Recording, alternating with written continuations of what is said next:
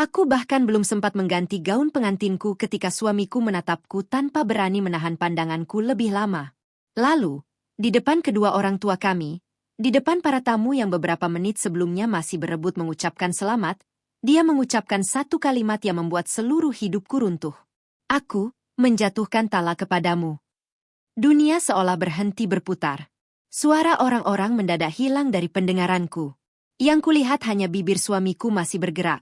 Sementara tubuhku seperti kehilangan tenaga. Tanganku yang sejak tadi menggenggam buket bunga perlahan melemas, hingga bunga-bunga itu jatuh berserakan di lantai. Aku datang ke akad itu dengan hati penuh syukur.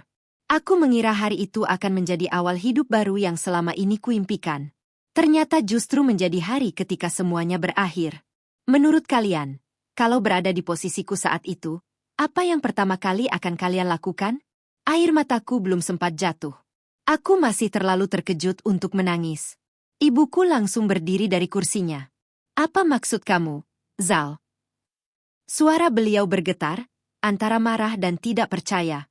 Ayahku mengepalkan kedua tangannya begitu erat sampai urat-urat di lehernya terlihat jelas. Beliau beberapa kali menarik napas panjang, seolah sedang berusaha menahan amarah yang bisa saja meledak kapan saja. Di sisi lain, ibu mertuaku hanya menundukkan kepala. Beliau sama sekali tidak tampak terkejut. Itulah yang pertama kali membuatku merasa ada sesuatu yang selama ini disembunyikan dariku. Aku menoleh kepada Rizal. Kamu bercanda, kan? Suaraku nyaris tidak terdengar. Dia menggeleng pelan. Tatapannya kosong. Tidak ada air mata. Tidak ada penyesalan yang bisa kubaca dari wajah laki-laki yang baru beberapa menit lalu mengucapkan ijab kabul di hadapan penghulu. Aku serius. Hanya dua kata itu. Dadaku langsung terasa sesak. Aku mendekatinya beberapa langkah.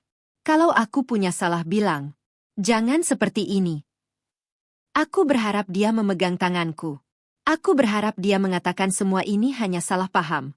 Aku berharap seseorang menghentikan mimpi buruk itu. Namun harapan itu hancur ketika Rizal mundur satu langkah. Aku sudah memikirkan semuanya. Kalimat itu seperti pisau yang ditancapkan perlahan ke dalam dadaku. Tangisku akhirnya pecah. Aku tidak lagi peduli riasan wajahku rusak atau gaun putih yang sejak kecil kuimpikan kini menjadi saksi kehancuran hidupku. Para tamu mulai berbisik. Ada yang mengambil ponsel. Ada yang saling bertanya. Ada yang menatapku penuh iba. Aku ingin menghilang saat itu juga. Ibuku memelukku erat sambil menangis. Nak, sabar ya. Tapi bagaimana mungkin aku bisa sabar? Beberapa menit sebelumnya aku dipanggil seorang istri. Kini aku bahkan tidak tahu harus menyebut diriku apa. Ayahku melangkah menghampiri Rizal. Saya cuma ingin satu jawaban. Suasana mendadak hening. Kenapa? Semua mata tertuju kepada Rizal. Aku juga menunggu. Aku berharap akhirnya dia mengatakan alasan yang masuk akal. Namun laki-laki itu hanya menundukkan kepala. Aku tidak bisa menjelaskan. Jawaban itu justru membuat suasana semakin panas. Pamanku langsung maju. Kalau tidak bisa menjelaskan, kenapa kamu menikahinya? Beberapa anggota keluarga Rizal mulai menenangkan keadaan. Suara tangisan bercampur dengan nada tinggi mulai memenuhi gedung yang beberapa saat lalu dipenuhi doa dan senyum. Aku memperhatikan ibu mertuaku. Beliau terus memegang tasnya erat. Tatapannya gelisah. Beberapa kali beliau mencoba memberi isyarat kepada Rizal seolah meminta anaknya segera pergi dari sana. Saat itulah firasat burukku semakin kuat. Rizal bukan hanya menyembunyikan sesuatu.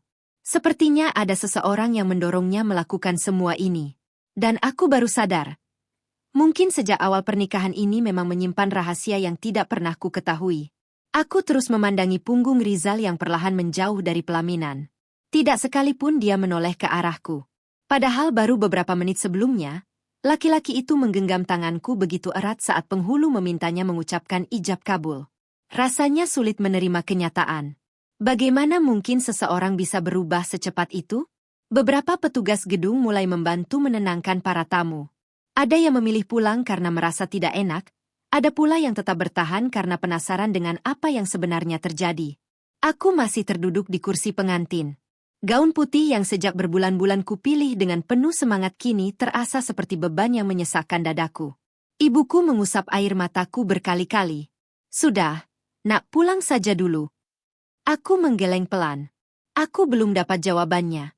Bu. Ayahku menghampiri penghulu yang sejak tadi hanya bisa menarik napas panjang. Beliau meminta maaf atas kekacauan yang terjadi.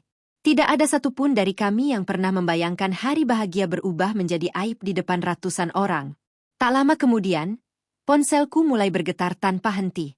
Pesan masuk bertubi-tubi. Alia, kamu nggak apa-apa? Bener suamimu langsung mentala. Kami lihat videonya. Tanganku langsung gemetar. Videonya? Sepupuku buru-buru membuka media sosial. Belum genap 1 jam. Potongan video saat Rizal mengucapkan tala sudah tersebar kemana-mana. Kolom komentarnya dipenuhi ribuan orang yang berspekulasi. Ada yang menyalahkanku. Ada yang menyebut Rizal kejam. Ada pula yang menganggap semua itu hanya rekayasa demi mencari perhatian. Padahal saat itu aku bahkan belum sanggup berdiri. Malamnya, rumah orang tuaku dipenuhi keluarga. Tidak ada yang benar-benar makan. Semua sibuk membahas kejadian yang baru saja terjadi. Pamanku memukul meja. Kalau memang tidak mau menikah, kenapa sampai akad? Bibiku ikut menimpali. Pasti ada perempuan lain. Aku hanya diam. Entah kenapa, hatiku mengatakan alasannya bukan itu. Selama 3 tahun kami bersama, Rizal tidak pernah menunjukkan tanda-tanda memiliki wanita lain. Dia bukan laki-laki yang pandai berbohong. Kalau sedang menyimpan masalah saja, wajahnya langsung berubah. Dan tadi, yang kulihat di matanya bukan kebencian, melainkan ketakutan. Semakin kupikirkan, semakin banyak kejanggalan yang bermunculan di kepalaku. Seminggu sebelum akad, Rizal memang berubah. Dia lebih sering melamun. Balas pesanku semakin singkat. Bahkan beberapa kali dia membatalkan pertemuan dengan alasan pekerjaan. Saat kutanya apakah ada masalah, dia hanya tersenyum.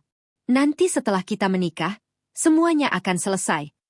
Kalimat itu terus terngiang di kepalaku. Selesai? Masalah apa yang sebenarnya dia hadapi? Aku mulai mengingat satu kejadian yang saat itu kuanggap sepele. 3 hari sebelum akad, kami sedang memilih susunan kursi tamu di gedung resepsi. Tiba-tiba ponsel Rizal berdering. Dia melihat nama penelepon. Wajahnya langsung pucat. Aku angkat sebentar. Dia berjalan menjauh hampir 15 menit. Saat kembali, senyumnya dipaksakan. Aku sempat menggenggam tangannya. Mas, kamu sakit? Dia menggeleng. Enggak, cuma urusan kerja. Aku percaya begitu saja. Sekarang aku sadar, itu bukan wajah orang yang sedang memikirkan pekerjaan. Itu wajah seseorang yang sedang diancam. Aku bangkit dari tempat tidur. Air mataku memang belum berhenti. Tapi rasa sedih perlahan berubah menjadi tekad. Aku harus menemukan alasan kenapa laki-laki yang begitu ingin menikahiku justru menghancurkan semuanya beberapa menit setelah kami sah menjadi suami istri. Karena sampai detik itu, aku masih yakin Rizal tidak menjatuhkan tala itu atas keinginannya sendiri. Pagi berikutnya aku terbangun bukan karena tidurku sudah cukup. Aku sama sekali tidak bisa tidur. Setiap kali memejamkan mata, yang muncul justru suara Rizal mengucapkan talak di depanku. Kalimat itu terus berulang-ulang di kepalaku. Aku bangkit dengan mata bengkak. Ibuku sudah duduk di ruang tamu sambil memegang tasbih. Beliau menatapku dengan senyum yang dipaksakan. Mau sarapan dulu, Nak? Aku menggeleng. Bu, aku mau ketemu Rizal. Ibuku langsung terdiam. Beliau tahu aku bukan ingin meminta kembali pernikahan itu. Aku hanya ingin satu jawaban. Kalau memang dia sudah tidak mencintaiku, kenapa harus menunggu sampai akad selesai? Kalau memang dia dipaksa menikah, kenapa tidak membatalkannya sejak awal?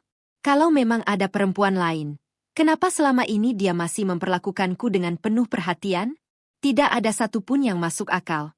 Ayahku akhirnya mengantar aku ke rumah keluarga Rizal. Perjalanan yang biasanya hanya 30 menit terasa seperti berjam-jam. Sepanjang jalan, aku hanya memandangi jendela mobil. Aku teringat bagaimana 2 minggu sebelumnya kami melewati jalan yang sama sambil tertawa membicarakan rumah kontrakan kecil yang akan kami tempati setelah menikah. Aku nggak janji bisa kasih rumah mewah, kata Rizal waktu itu. Tapi aku janji, kamu nggak akan merasa sendirian. Aku bahkan masih sempat mengejeknya. Janji ya? Jangan bosan sama aku. Dia tertawa kecil. Kalau bosan, ngapain aku perjuangin kamu sampai sejauh ini? Kalimat itu kini terdengar seperti ironi. Sesampainya di rumahnya, pagar sudah tertutup rapat. Mobil Rizal terparkir di halaman. Artinya dia ada di dalam. Ayah mengetuk pintu beberapa kali. Tidak lama kemudian, Ibu Rizal membukanya. Begitu melihatku, wajah beliau langsung berubah. "Kalian ngapain ke sini?" Nada bicaranya dingin. Tidak seperti biasanya.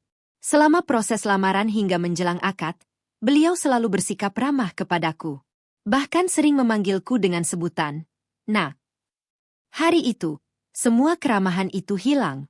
"Aku cuma mau bicara sama Rizal, Bu." "Nggak ada yang perlu dibicarakan. Tolong 5 menit saja." "Sudah selesai." Kalimat itu membuat dadaku kembali sesak. Aku memberanikan diri melihat ke arah ruang tamu. Di balik gorden, aku melihat bayangan seseorang berdiri. Aku hafal bentuk tubuh itu. Rizal. Dia ada di sana. Dia mendengar semua percakapan kami. "Mas." Aku memanggilnya dengan suara bergetar. Bayangan itu bergerak sedikit. Aku berharap dia keluar.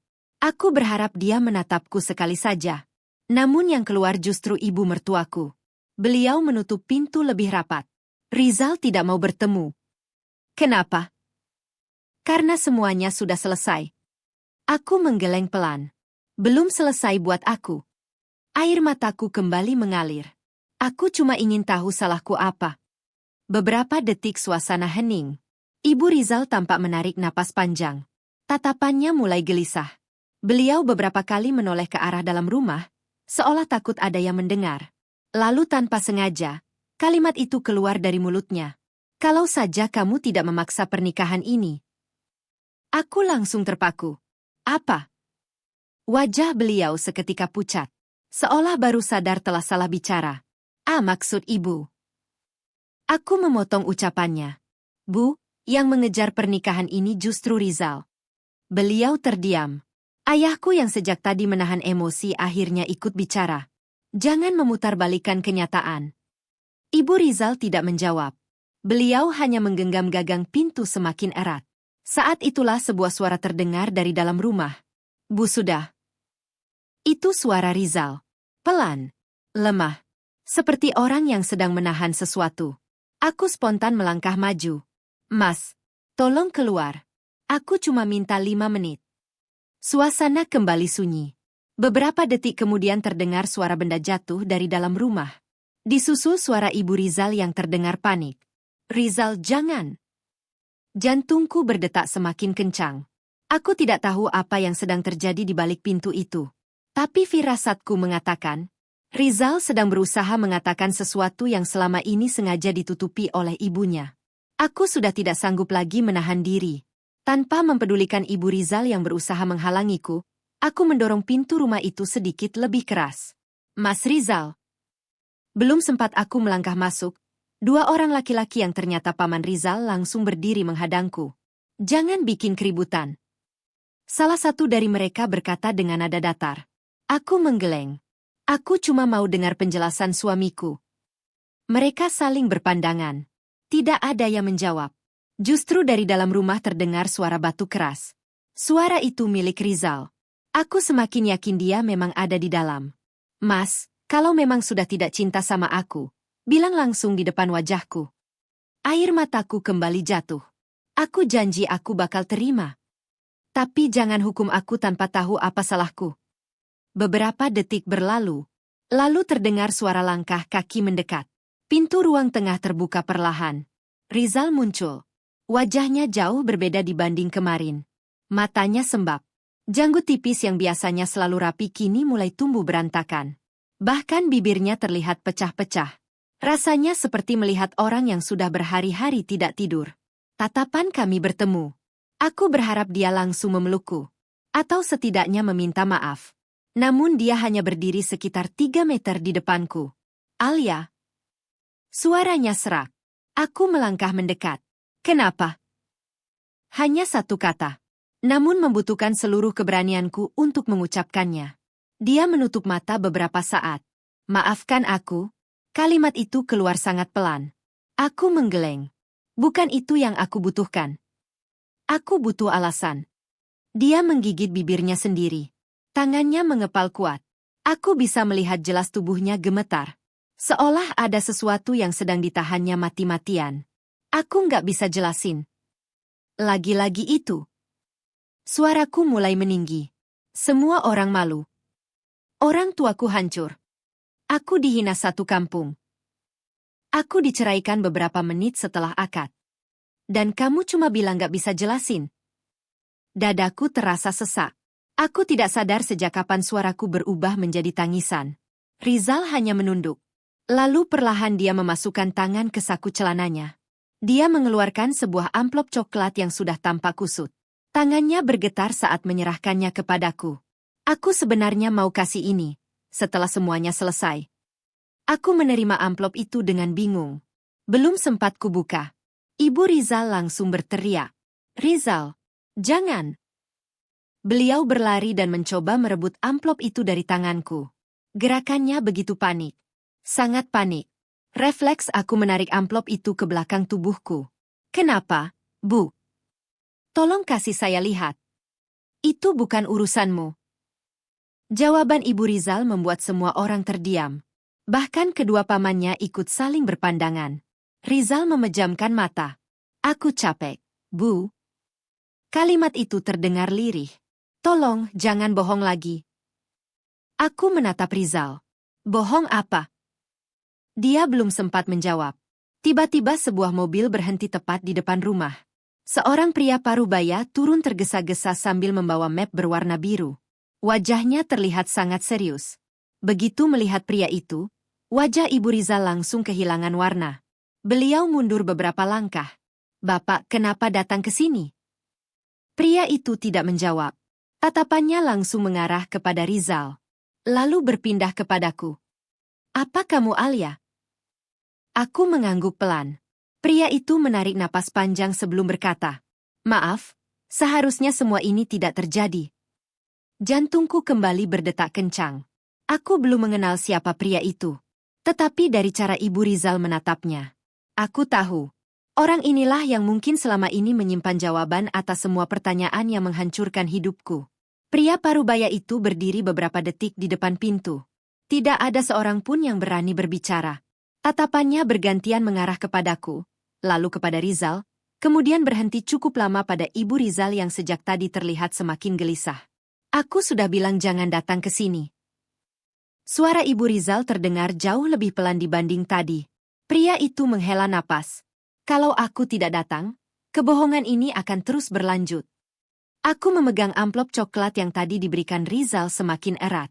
Semakin lama, aku merasa semua orang di rumah itu mengetahui sesuatu. Semua. Kecuali aku. Maaf, Pak. Aku mencoba menenangkan suaraku meski dadaku masih berdebar. Sebenarnya Bapak siapa? Pria itu menatapku dengan mata penuh penyesalan. Namaku Hendra. Aku teman lama almarhum Ayah Rizal.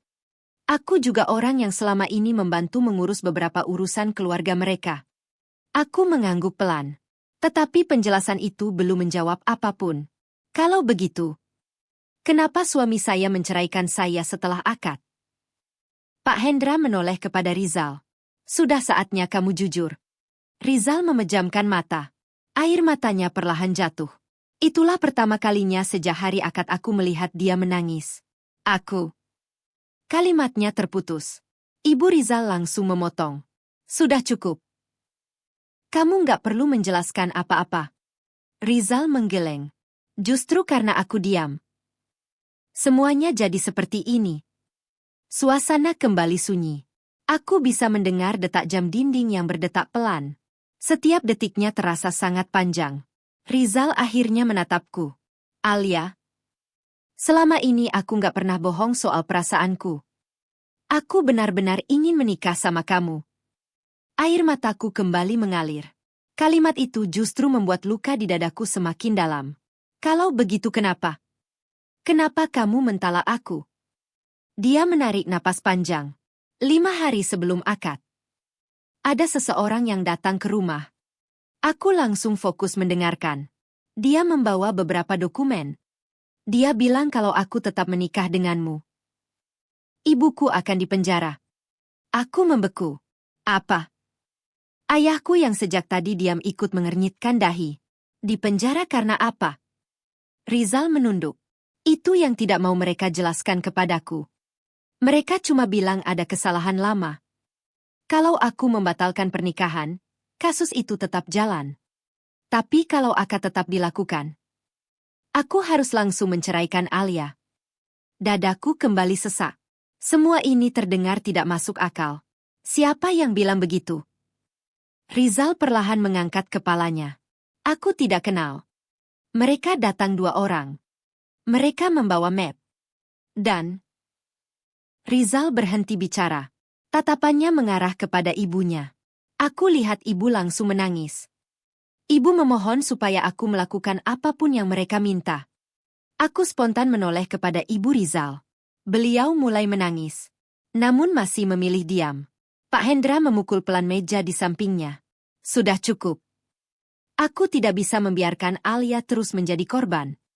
Beliau membuka map biru yang sejak tadi dibawanya. Perlahan beliau mengeluarkan beberapa lembar fotokopi dokumen. Lalu meletakkannya di atas meja.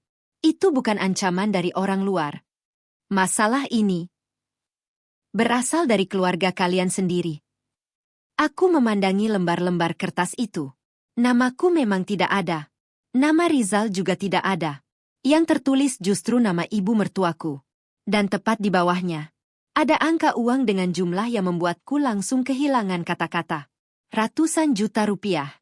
Saat aku belum selesai memahami isi dokumen itu, Pak Hendra mengucapkan satu kalimat yang membuat seluruh ruangan kembali membeku.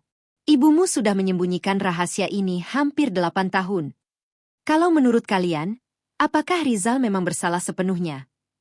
Atau ada seseorang yang sejak awal menjadikan dia sebagai alat untuk menutupi kesalahan? Aku tidak langsung mengambil dokumen itu. Tanganku mendadak dingin.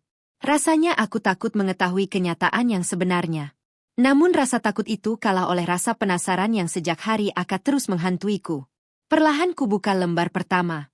Di bagian atas tertulis nama Ibu Rizal. Di bawahnya ada rincian transaksi, tanda tangan, dan beberapa stempel yang tampak resmi. Aku memang tidak mengerti semua isi dokumen itu. Tapi satu hal yang langsung menarik perhatianku. Tanggalnya. 8 tahun lalu. Jauh sebelum aku mengenal Rizal. Pak, ini sebenarnya dokumen apa? Pak Hendra mengusap wajahnya pelan. Dulu Ibu Rizal menjadi bendahara koperasi simpan pinjam di kecamatan. Aku menoleh ke arah ibu mertuaku. Beliau hanya menangis sambil menutupi wajah. Suatu hari terjadi kehilangan uang dalam jumlah besar. Semua orang mengira uang itu dibawa kabur ketua koperasi. Kasusnya sempat berhenti karena ketuanya meninggal akibat kecelakaan. Aku masih belum mengerti. Lalu hubungannya dengan saya apa? Pak Hendra menarik map lain dari tasnya. Beberapa bulan lalu, anak ketua koperasi membuka kembali semua arsip peninggalan ayahnya. Dari situlah ditemukan bukti baru. Dadaku mulai berdebar. Bukti apa? Pak Hendra menatap Ibu Rizal. Bukti bahwa sebagian uang itu ternyata tidak pernah dibawa oleh ketua koperasi, melainkan dipindahkan ke rekening lain.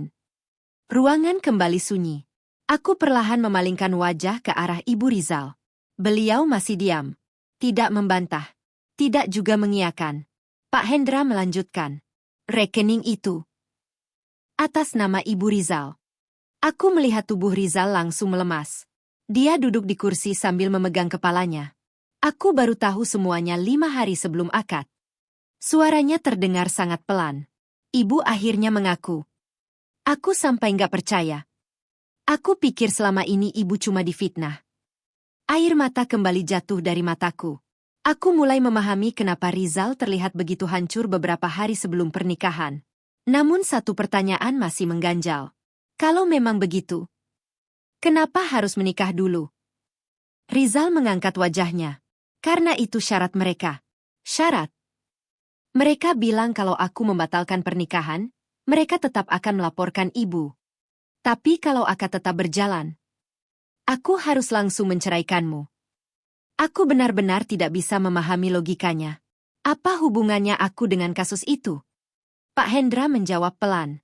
Tidak ada hubungannya. Sejak awal kamu hanya dijadikan alat. Kalimat itu membuat lututku lemas.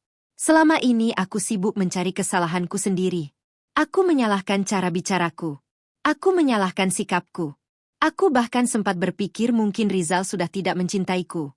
Padahal, sejak awal aku hanya korban dari permainan orang-orang yang bahkan tidak pernah ku kenal. Aku menoleh kepada Ibu Rizal. Bu, semua ini benar. Beliau masih menutup wajahnya. Beberapa detik kemudian terdengar isak tangis yang semakin keras. Aku cuma ingin melindungi anakku. Itu saja. Aku menggeleng pelan. Melindungi? Dengan menghancurkan hidupku.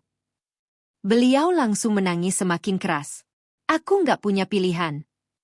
Aku menatap Rizal. Tapi kamu punya pilihan. Kamu bisa jujur. Kamu bisa cerita. Kamu bisa mengajakku menghadapi masalah ini bersama. Rizal menggigit bibirnya. Aku takut. Aku takut kehilangan ibu. Aku juga takut kehilangan kamu. Dan akhirnya, aku kehilangan kalian berdua. Kalimat itu membuat seluruh ruangan kembali hening. Aku ingin marah. Aku ingin membenci laki-laki di depanku. Tapi saat melihat wajahnya yang dipenuhi penyesalan, aku sadar. Dia memang membuat keputusan yang salah. Namun ada seseorang yang sejak awal menanamkan rasa takut itu hingga membuatnya memilih jalan yang menghancurkan hidup kami berdua. Dan aku belum tahu siapa sebenarnya dua orang yang datang membawa ancaman itu 5 hari sebelum akad.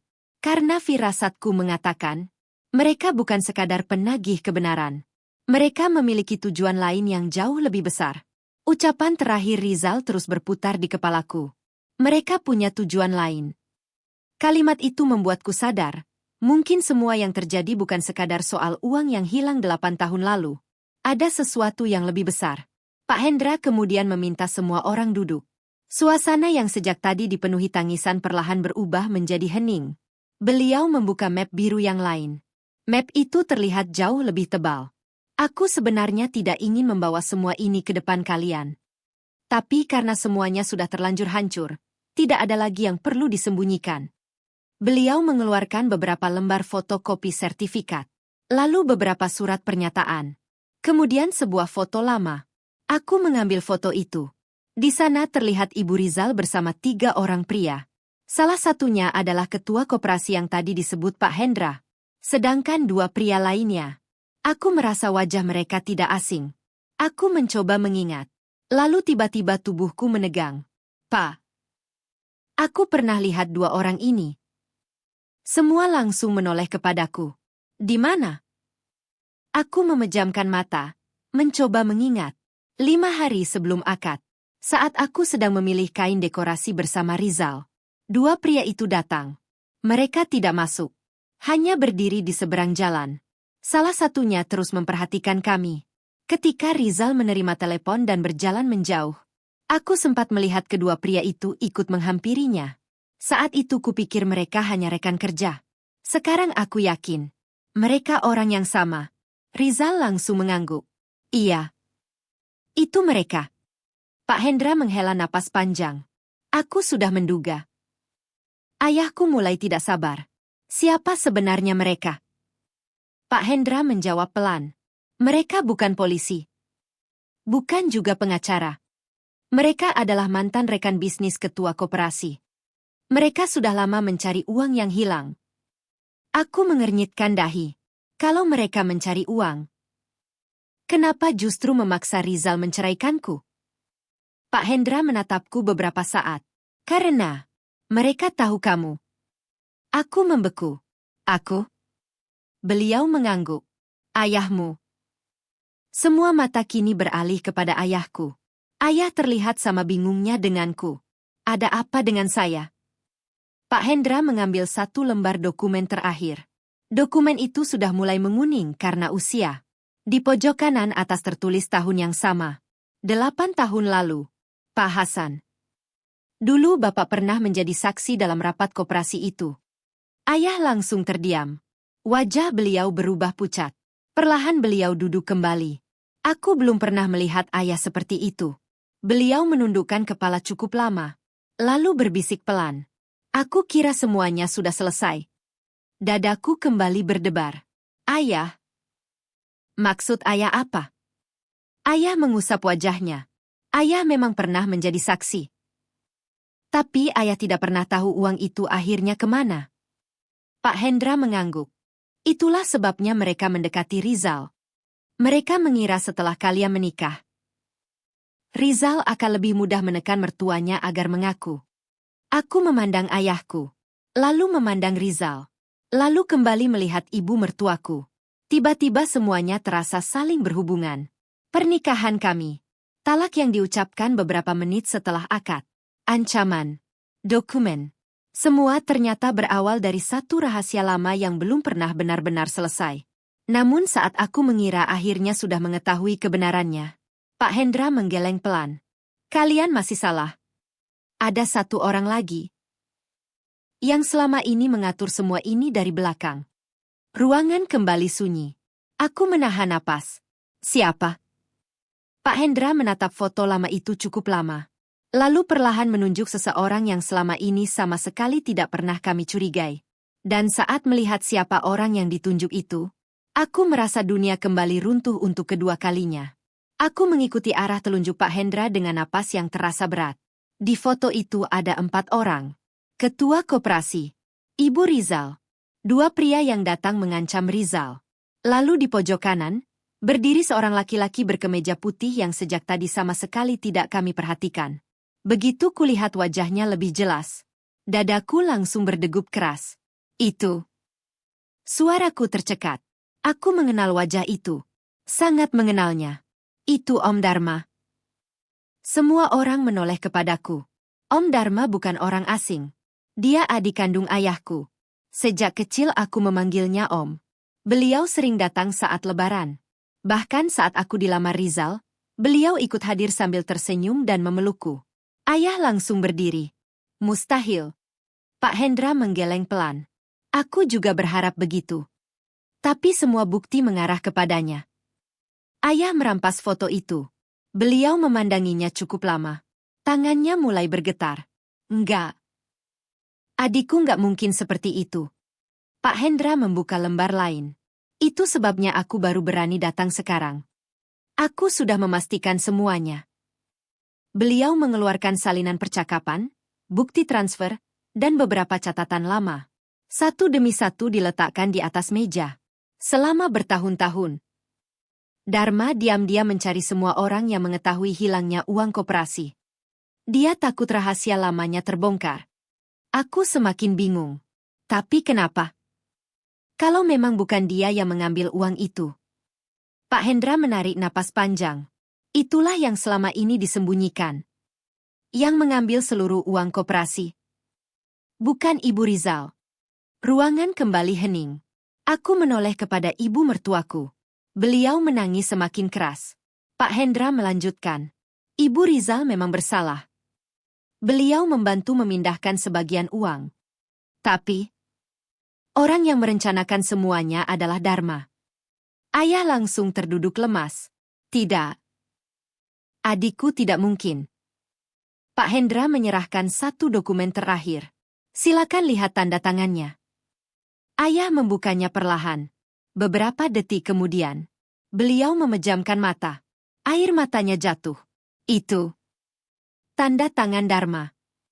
Aku belum pernah melihat ayah menangis seperti itu. Beliau selalu menjadi orang yang paling kuat di rumah. Namun hari itu, beliau terlihat seperti kehilangan seluruh tenaganya. Aku sendiri tidak mampu berkata apa-apa. Selama ini aku mengira musuhku adalah Rizal. Lalu aku mengira semuanya karena ibu mertuaku. Sekarang, aku justru mengetahui bahwa orang yang selama ini paling sering datang ke rumah kami. Orang yang selalu memanggilku, keponakan kesayangan. Orang yang bahkan menjadi saksi saat lamaran kami. Dialah orang yang diduga merancang semuanya sejak awal. Tapi, aku menatap Pak Hendra. Kalau Om Dharma memang dalangnya, kenapa dia harus menghancurkan pernikahanku? Pak Hendra mengusap wajahnya. Karena dia panik. Beberapa minggu sebelum akad, ada seseorang yang mulai membuka kembali kasus koperasi itu. Kalau Rizal menikah denganmu, 2 keluarga ini akan semakin dekat. Dan cepat atau lambat, Rahasia 8 tahun lalu akan terbongkar. Dadaku terasa semakin sesak. Jadi, pernikahanku dihancurkan? Bukan karena cinta. Bukan karena perselingkuhan. Bukan karena kebencian. Melainkan, karena seseorang ingin menyelamatkan dirinya sendiri. Saat suasana masih dipenuhi tangisan, tiba-tiba ponsel Pak Hendra berdering. Beliau melihat nama yang muncul di layar. Wajahnya langsung berubah tegang. Beliau mengangkat telepon itu tanpa mengaktifkan pengeras suara. Namun aku masih sempat mendengar satu kalimat dari seberang sana. Pak Hendra, Dharma baru saja menghilang. Pak Hendra perlahan menurunkan ponselnya. Beliau menatap kami satu persatu. Lambat. Dia sudah tahu kita mengetahui semuanya. Ucapan Pak Hendra membuat seluruh ruangan kembali sunyi. Dia sudah tahu. 3 kata itu terasa jauh lebih menakutkan daripada semua yang kudengar sejak hari akad. Kalau Om Dharma benar-benar kabur, berarti semua dugaan Pak Hendra bukan sekadar cerita. Ayah langsung mengambil ponselnya. Nomor adiknya ditekan berkali-kali. Nada sambung terdengar. Namun tidak ada jawaban. Dicoba lagi. Tetap tidak diangkat. Ayo angkat. Suara ayah mulai bergetar. Beliau mencoba sekali lagi. Kali ini ponselnya sudah tidak aktif. Ayah perlahan menurunkan tangannya. Wajahnya benar-benar hancur. Ayah nggak nyangka. Selama ini ayah selalu membela dia. Aku belum pernah melihat ayah merasa sehancur itu. Selama hidupku, beliau selalu mengajarkan bahwa keluarga adalah tempat paling aman. Hari itu, beliau justru mengetahui bahwa adik kandungnya sendiri telah menghancurkan hidup putrinya. Pak Hendra kemudian membuka sebuah map kecil yang sejak tadi belum sempat diperlihatkan. Ada satu bukti lagi. Beliau mengeluarkan flash disk berwarna hitam. Ini salinan rekaman CCTV dari sebuah rumah makan. 4 hari sebelum akad. Rizal langsung mengangkat kepalanya. Itu. Pak Hendra mengangguk. Disinilah mereka bertemu. Beliau meminjam laptop milik salah satu paman Rizal. Beberapa menit kemudian rekaman itu berhasil diputar. Aku menatap layar tanpa berkedip. Terlihat Rizal duduk sendirian di sebuah meja. Beberapa saat kemudian, 2 pria yang pernah kulihat di depan gedung dekorasi datang menghampirinya. Mereka duduk. Pembicaraan berlangsung cukup lama. Lalu, seseorang masuk dari arah parkiran. Tubuhku langsung menegang. Om Dharma. Dia duduk di samping kedua pria itu. Tidak ada suara dalam rekaman. Namun dari gerak bibir dan ekspresi wajah mereka, terlihat jelas bahwa pembicaraan berlangsung sangat serius. Beberapa menit kemudian salah satu pria menggeser sebuah map ke depan Rizal. Rizal membukanya. Wajahnya langsung pucat. Dia beberapa kali menggeleng. Om Dharma kemudian memegang bahunya. Berbicara cukup lama. Rizal menundukkan kepala. Lalu, dia menangis. Air mataku kembali mengalir. Jadi, semua benar. Rizal memang dipertemukan dengan mereka sebelum akad. Pak Hendra menghentikan video tepat ketika Om Dharma berdiri dan meninggalkan meja. Aku berhasil mendapatkan rekaman ini dari pemilik rumah makan. Ayah memukul dahinya sendiri. Kenapa aku sama sekali nggak curiga? Pak Hendra menghela napas. Karena Dharma terlalu pintar menyembunyikan dirinya. Ia selalu membiarkan orang lain yang berbicara. Ia sendiri hanya muncul ketika semuanya hampir selesai.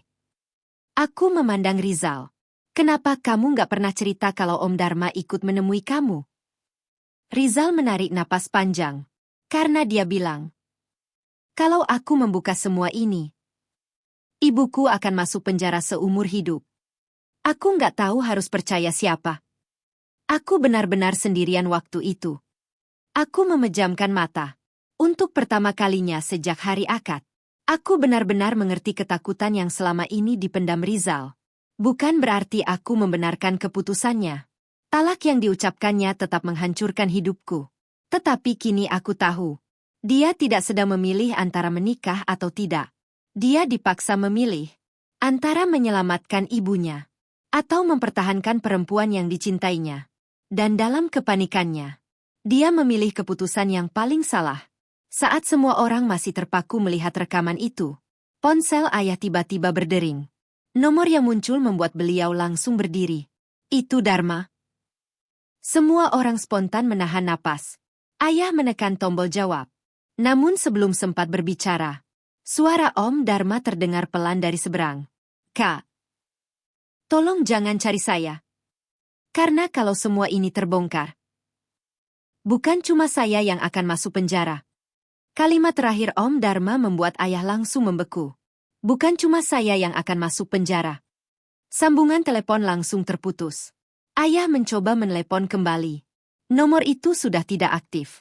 Ruangan kembali dipenuhi keheningan. Tidak ada lagi yang sanggup berbicara. Semua orang seolah sedang mencerna kenyataan yang baru saja terbuka sedikit demi sedikit. Pak Hendra memecah keheningan. Itu artinya masih ada orang lain yang terlibat. Aku menoleh. Siapa? Pak Hendra menggeleng pelan. Aku belum bisa memastikan. Tapi dari semua dokumen yang aku kumpulkan, uang itu tidak mungkin hanya dinikmati satu orang. Ayah langsung terduduk. Beliau memegang kepalanya dengan kedua tangan. Aku hidup serumah dengan adikku sejak kecil. Tapi aku sama sekali tidak mengenalnya. Aku menghampiri ayah, menggenggam tangannya.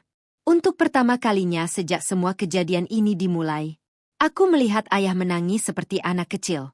Maafkan ayah. Kalimat itu membuat air mataku kembali jatuh. Ayah yang mengenalkan Dharma ke keluarga Rizal. Ayah yang selalu bilang dia orang baik. Ayah juga yang meyakinkanmu kalau keluarga mereka tidak punya masalah. Aku memeluk ayah erat. Ini bukan salah ayah. Tidak ada yang tahu Om Dharma menyimpan semua itu. Di sudut ruangan, Rizal masih duduk sambil menatap lantai. Tatapannya kosong. Aku berjalan menghampirinya. Dia perlahan berdiri. Kami saling berhadapan. Tidak ada lagi kemarahan seperti beberapa hari sebelumnya. Yang tersisa hanyalah dua orang yang sama-sama kehilangan masa depan.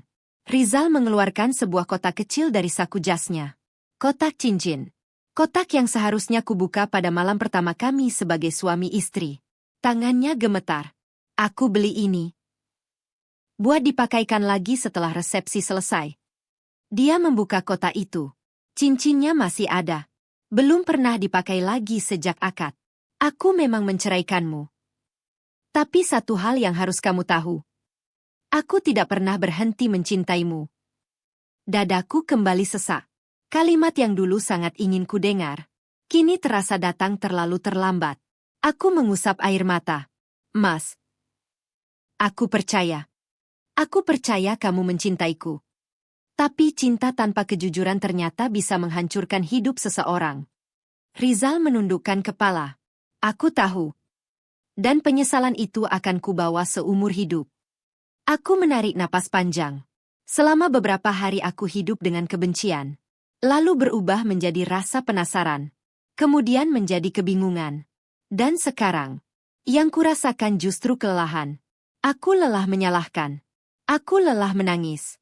Aku lelah bertanya kenapa semua ini harus terjadi. Aku memandang wajah laki-laki yang pernah menjadi doa paling panjang dalam hidupku.